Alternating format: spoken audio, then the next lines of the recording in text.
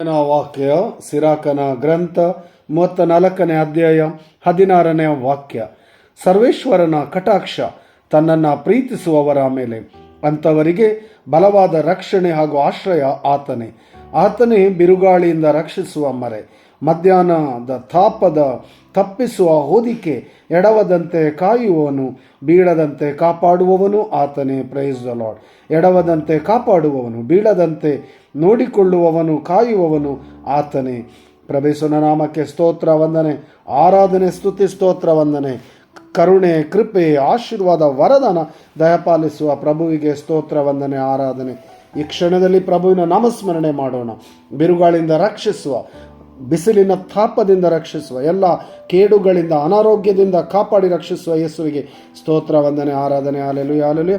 ಪ್ರಭು, ಈ ಕ್ಷಣದಲ್ಲಿ ನಿಮ್ಮ ಆತ್ಮರನ್ನು ಸುರಿಸಿರಿ, ಸೌಖ್ಯ ಜೀವ ಆತ್ಮವನ್ನು ಕರುಣಿಸಿರಿ. ಸೌಖ್ಯ ಪಿತನ ಸುತ